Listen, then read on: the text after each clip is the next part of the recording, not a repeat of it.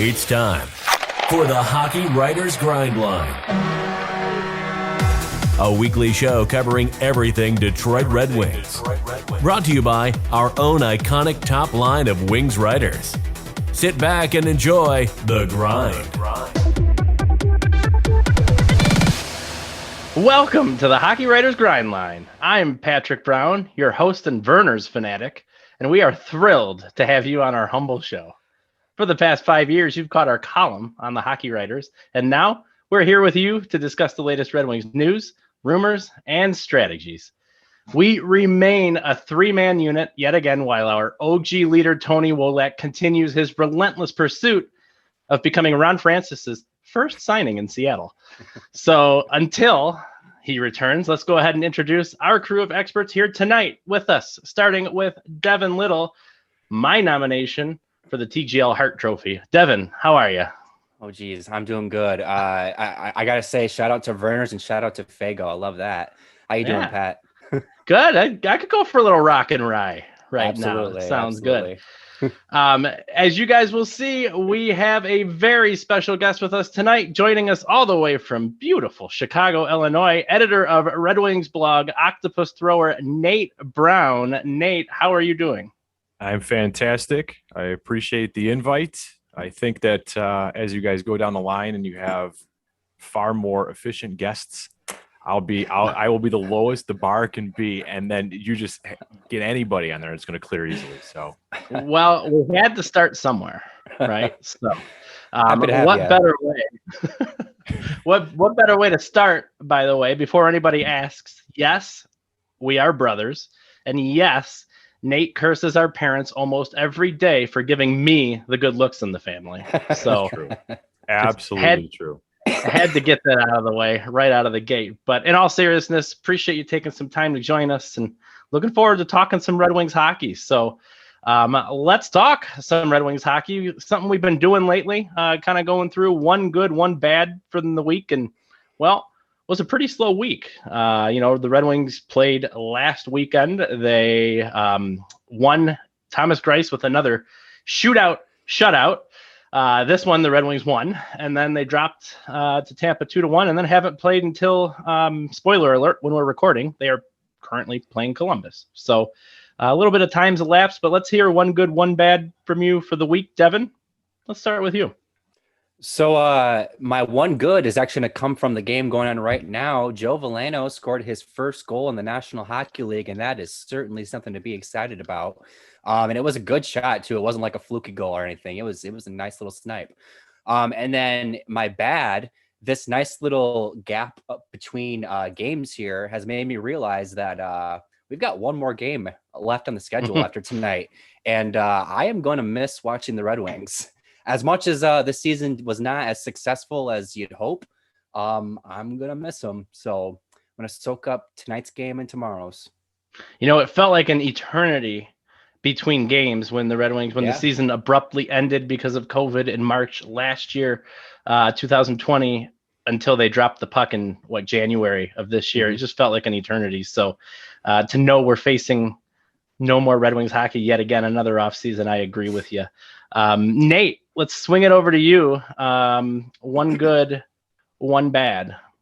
I will go non-Red Wings on this since we did have that layoff. The first one is ESPN and Turner announced their signings of some of their analysts. Edzo will be on there, which I think is definitely a good thing nationally. They also have Ray Ferraro, which, of course, those of NHL players, we all know who that is. But additionally, he calls a great game, TSN, if you hear him. The bad is, why has ESPN not announced the signing of Gary Thorne? It is time, ESPN.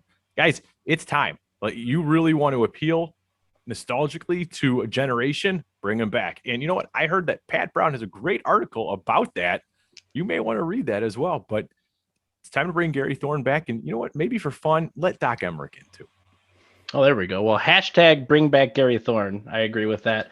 I think a lot of folks are eagerly awaiting word that hopefully he gets brought in and we get to hear a little old time hockey with Gary Thorne. So for what it's worth, my one good, my one bad, my one good, I'll hijack Devin's and say as well, Veleno's goal. Fantastic. Congrats, kid.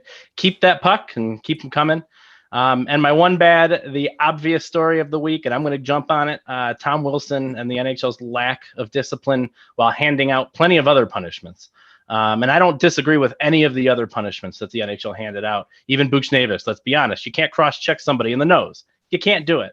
But you also can't sucker punch somebody in the back of the head or pull someone down by their hair and prematurely end their season. And it's a joke. It's an absolute joke that the NHL didn't take any discipline on that. So that's my one bad. And we'll see if the NHL learns anything moving forward. So let's roll it. We just talked about one good, one bad for the week. Now I want to talk to you guys about one good, one bad for the season. What was your favorite part of the season? What was your least favorite part of the season collectively, since we are in the last weekend of Red Wings hockey? Nate, let's start with you this time. No pressure. I'm going to say Joe Veleno. Just the call up, because, and I wrote about this a little bit, was this is the turn in the rebuild. This is, even though it was Holland's draft, it's still, okay, the guy that they took exceptional status in the queue, he's going to work out. And then tonight with the goal, I mean, you saw the potential. His IQ has been great. I understand it's a small sample. Larry Murphy was talking a little bit about that, but I think this is that chance that, okay, maybe this is where that traction happens. Are we starting with the good? Are we going to go with the bad as well, or do we want to do both? Yeah. What was your least favorite part of this season? The 7-2 loss to the Blackhawks. And that is because, as any Red Wings fan in Chicago knows, there is nothing worse than losing to the Blackhawks and getting whitewashed. Additionally, watching Greiss slam his stick against the crossbar was pretty much how we all felt at that moment. So we'll take that as the low point. And you know what? Honestly, I would say we want the playoffs. We want to see this turn. But there was definitely a lot of growth this season. So I think that's what you can really take away. And hopefully that continues to go in the offseason. I think the worst part about losing to the Blackhawks this season was we came crashing back down to earth in a hurry in the beginning of the season when you were slightly excited about a 2-2 start and playing well against the Carolinas of the league. And Chicago got waxed by Tampa coming out of the gate. And so it looked like it was going to be maybe, they're going to go 8-0 against the Hawks this year. No. Nothing of the sort, and I think that was the worst part about that. Devin, your favorite part of this season, your least favorite part of this season, what you got? So piggybacking off of the point, off of the point about development this year, I think that's just kind of the overall good from this season. I think that in years prior, it was the progress or lack thereof just wasn't observable, or the lack of progress was very observable. And I think that this season you really are starting to see the pieces fall into place. Rasmussen took a lot of steps forward. Zadina starting to become a playmaker, which is cool because he was supposed to come on as a sniper. And now Veleno's showing that he belongs in the NHL. That's awesome to see.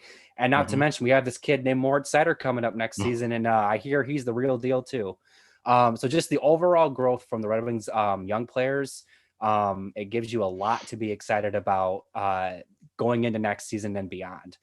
And then as for the bad, I'm just going to kind of pinpoint that period of time right towards the middle or end of January, heading into February, where everybody was on the COVID list. I think a couple of guys were injured. That's around the time that we lost Tyler Bertuzzi. And they lost 8, 9, 10 games in a row. Yep. 8. And it was 8. And it felt like last season all over again. Like I was getting ready to watch this team win 10 games this season. Absolutely. Obviously the plus side of that is that didn't happen. They turned it around. But holy cow, that was a dreadful period of time this season. Yeah, I think you hit the nail on the head too, where it felt like last year for a minute with that 8-game losing streak. And if you take that 8-game losing streak out of the schedule, now I'm starting to sound like some Twitter feeds. If you don't think about the bad, they had a great season. But in all seriousness, that was their worst skid of the year. Yep. And you would see when they would lose 7-1, 7-2, which happened way more frequently than anyone would have liked to have seen, but they'd bounce back. And their resiliency is actually my good for the season. That to me is what really separates this team from last year, because I don't think there's a big difference in talent. There's a little bit of a difference, but I don't think there's a big difference. To me, the good is the resiliency of this team. They didn't fold. Sometimes they'd fall down early and claw their way back into a game.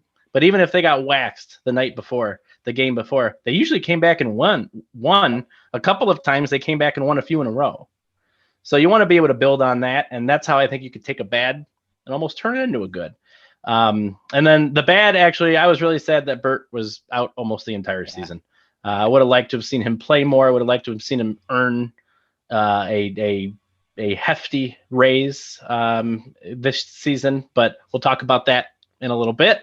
But it was a bummer that he only got 9 games in before he was kind of shelved for the season. So good stuff, guys. Good stuff.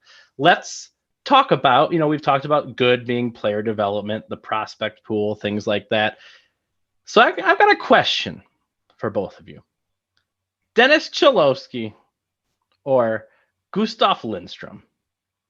And I almost said Nyquist, and I almost psyched myself out, but I got it right.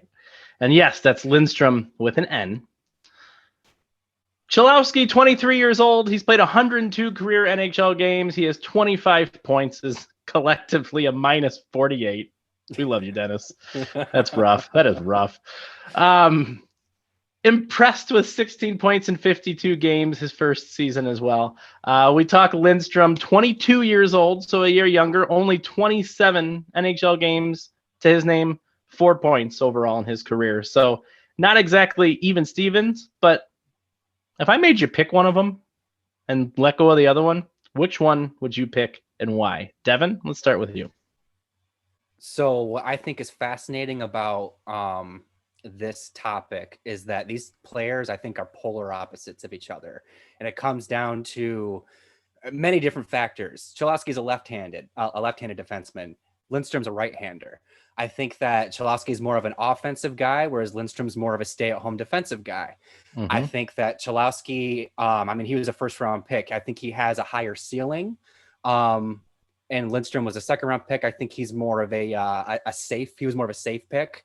I think that Lindstrom is more projectable in the NHL, and I think that Cholowski has some bust factor to him.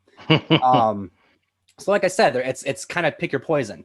To me, it kind of comes down to what do you prefer to invest in? Do you like promise and upside, or do you like, projectability? Mm-hmm. And by that, I mean, with Lindstrom, I feel confident in saying that he can play third pairing minutes in the NHL right now. If the Red Wings started next season, he was on their third pairing, I'd be fine with that. Cholowski, I think that he has the potential to be a middle pairing guy, but I also think he has just as much potential to just end up being an AHL guy. Sure. And I think at the end of the day, I'm leaning Lindstrom because I'd rather have a player than not have a player. But I am eager to have Cholowski change my mind because that potential is there. He was a first-round pick for a reason. And if he can really harness that the offensive promise that's in his game, the Red Wings could really use that. What you just described, Cholowski, I believe in the baseball world, we would lovingly call a 4A player, potentially. So, Nate, let's swing it to you. Cholowski or Lindstrom? Following Devin on that, it's like the kid in class that just had the right answer. There's no, you're not, it's not going to beat that, guys. I'm a teacher, I know. For everything that was said, I think there's the other part of it too. That's the emotional component. Sure.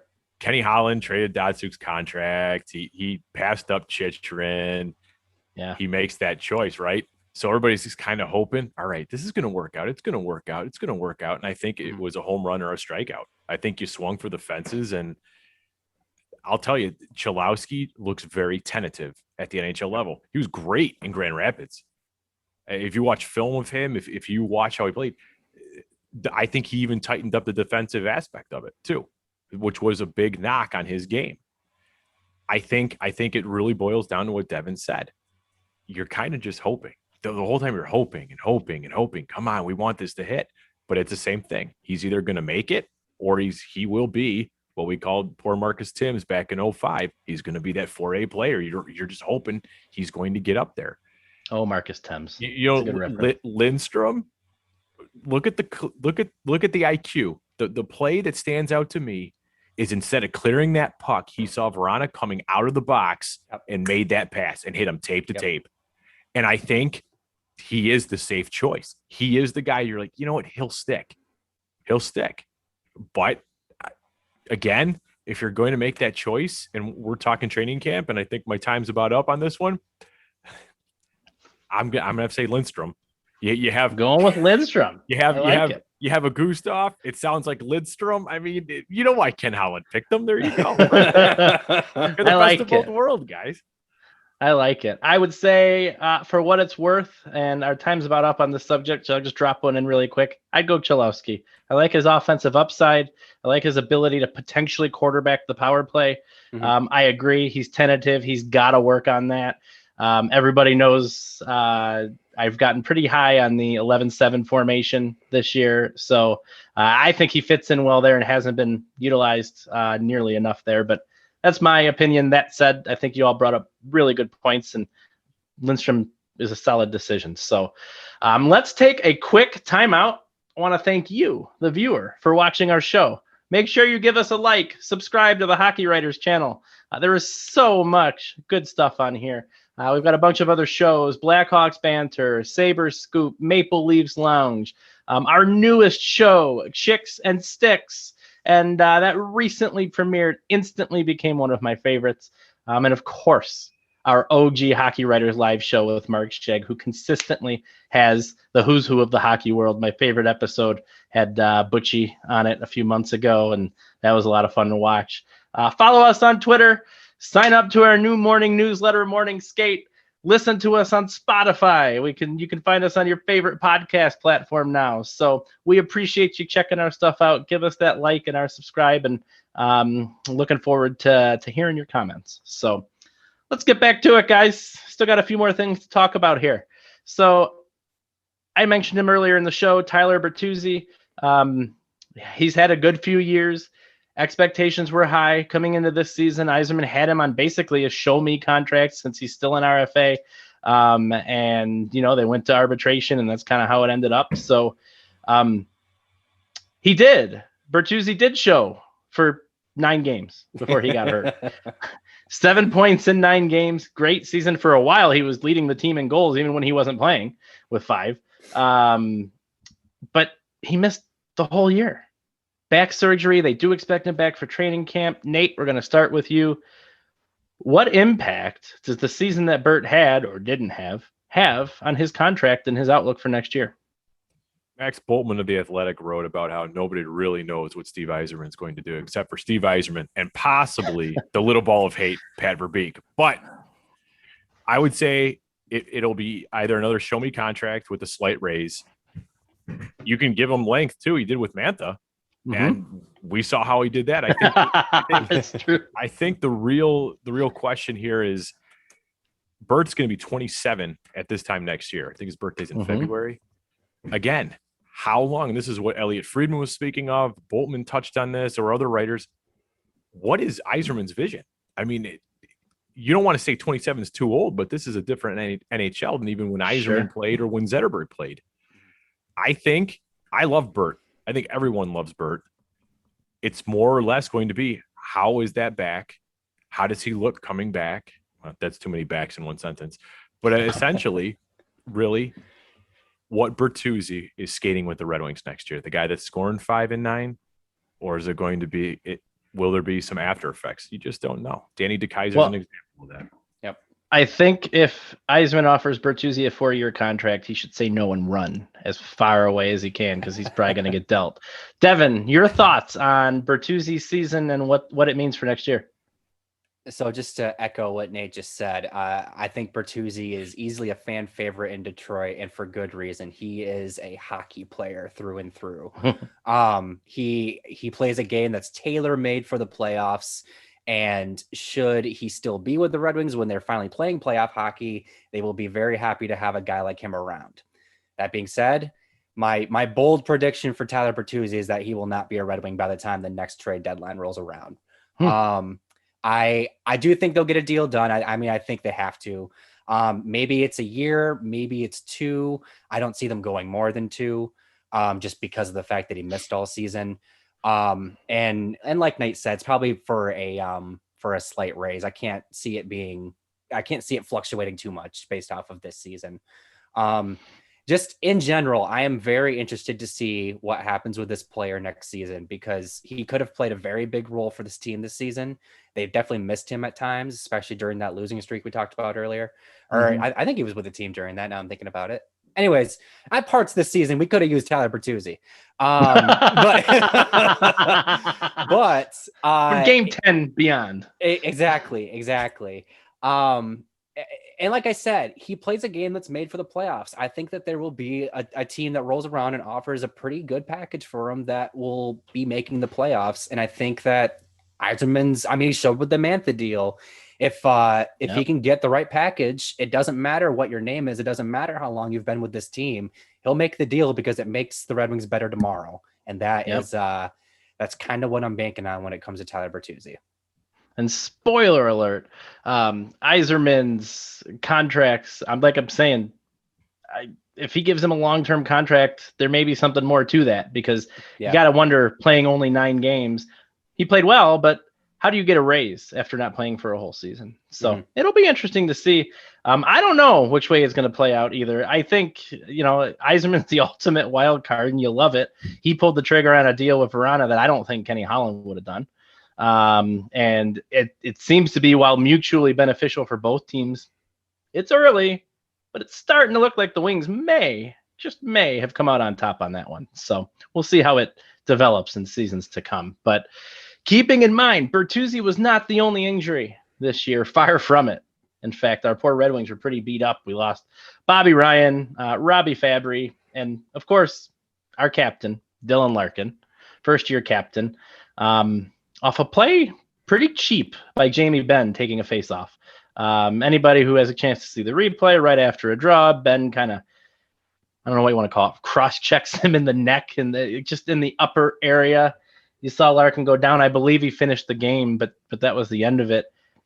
And then nothing. No discipline, no fine, and no retribution even, because Mantha was traded. He was probably the only one who would have fought for Larkin.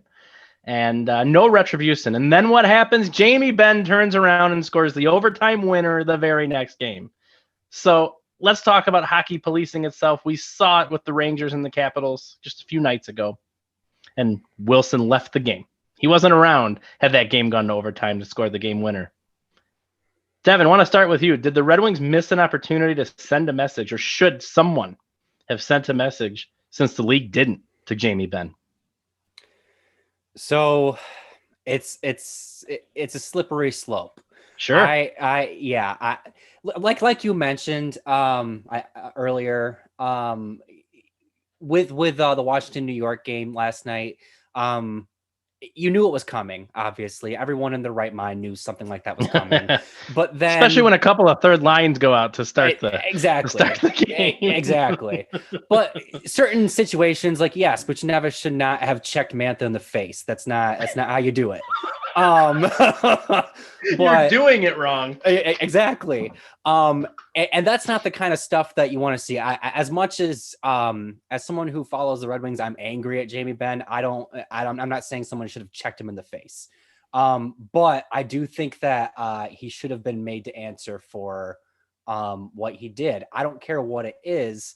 I don't care who it would have been, but they should have, even if it just meant running him through the boards once. Like this dude was untouched after that happened, and he scored the game winner. And I think at different points in this season, we've seen them stand up for like Glendening at one point in time. I think they've stood up for other guys. Larkin's your captain. He's their best player. And you're just going to let it happen. Okay, cool.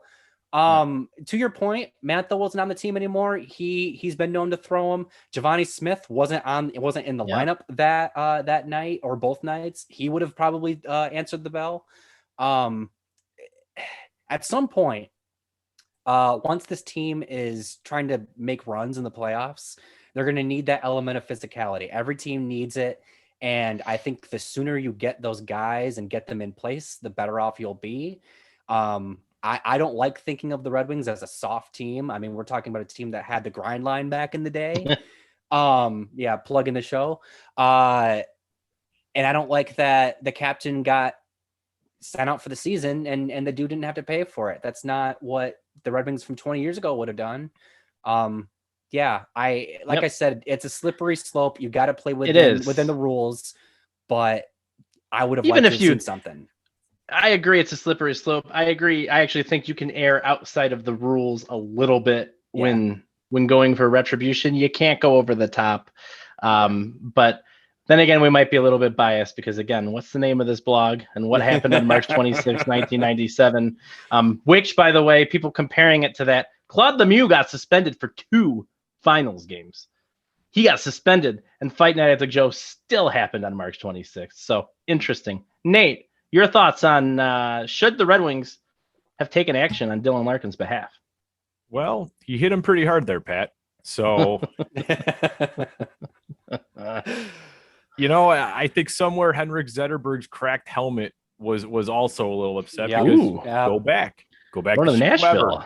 Slammed him. No answer. Nothing. He got a $2,500 fine. No suspension. A minute and a half into that game, Babcock sends Todd Bertuzzi out there, and that was the answer. And Babcock, even if you listen, it was on Hockey Night in Canada. Well, it was I can't remember which feed. They talked about how Babcock's like, look, we don't have the physicality, or that's not our game. That hasn't been their game since the late 90s. And you had the Koshers, you had the McCartys, you had the Maltz, you had those guys that would go out there. I think if you watched and did your homework on Steve Yzerman teams in Tampa, those guys are coming. I think at some point he always had a little bit of muscle on that blue line up, in that fourth line. Adam Ernie, I think, was the only guy capable of fighting that night that should have gone after Ben. But again, you have to really look. This team's been a mash unit all year. You can't afford to see other guys go out. Right. I want to see. I wanted blood. I'm going to tell you, it's the old school. I mean, this is the hockey we grew up watching. You policed it. The NHL won't. They've made that very apparent. So it's really up to you to do it. You just got to find that right match. Who's got the hands like Probert that can score and then fight. And I think that's really what it boils down to. Yep. And make no mistake, right? It's easy for us to sit here in our chairs in front of our cameras and say, go fight Jamie Benn, somebody. Go fight Jamie Benn. And by the way, when you go fight Jamie Benn, then somebody else is going to come fight you because you went and fought Jamie Benn. So it's easy to sit here and call for it. We all wanted to see it, and it was absolutely salt in the wound. We're probably not having the conversation if he doesn't score the overtime winner. But all of that happened, and I am of the mindset I would have liked for it to at least not have been as easy for him to score that overtime winner. Or maybe he has a bruise somewhere because he scored the overtime. You know what I mean? So it is what it is.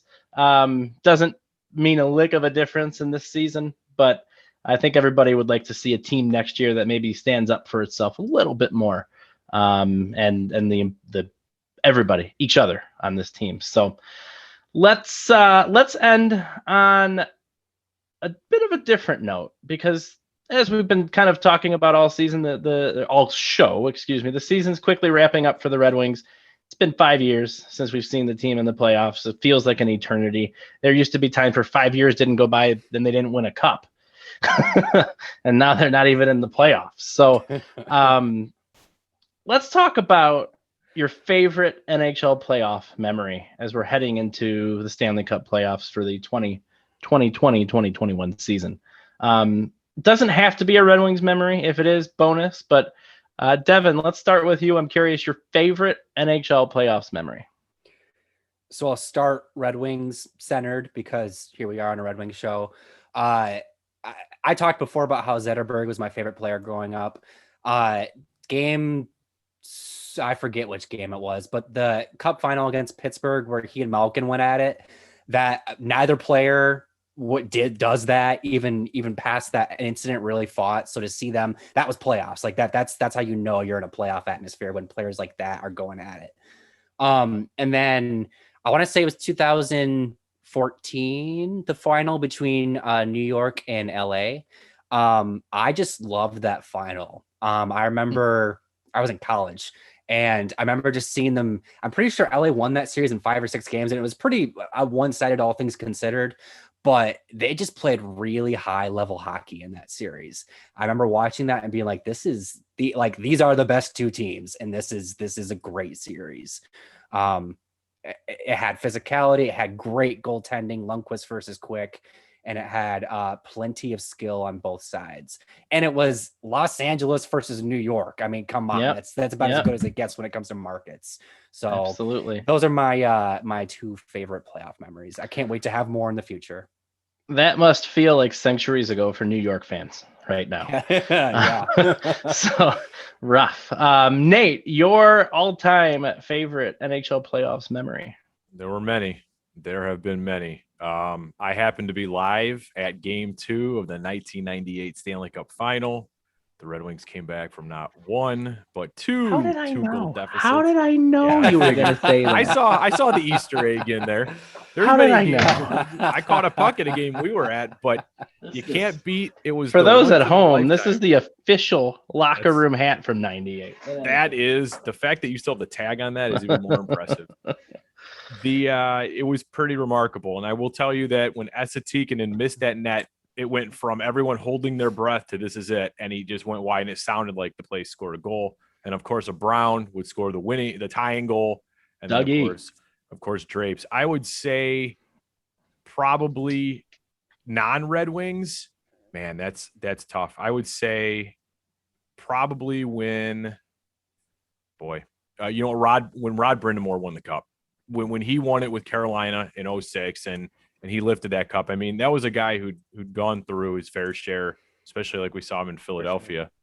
I think that was kind of a cool moment. And even I think more in a sentimental way too, just to kind of see him now where he's not only a really good hockey player, he's kind of like the Steve Yzerman mold.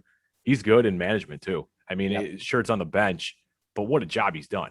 And for a guy like that who always played the right way and the players couldn't talk enough about him, his coaches loved him. I think that was pretty neat, but nothing beats the Chris Draper goal in '98. So that was pretty awesome. And another one of Gary Thorne's classic games. I can probably quote almost that entire game by heart, but Esa Tikkanen blew it is a good one. And then obviously when center shot scores, Chris Draper, the incredible comeback is complete.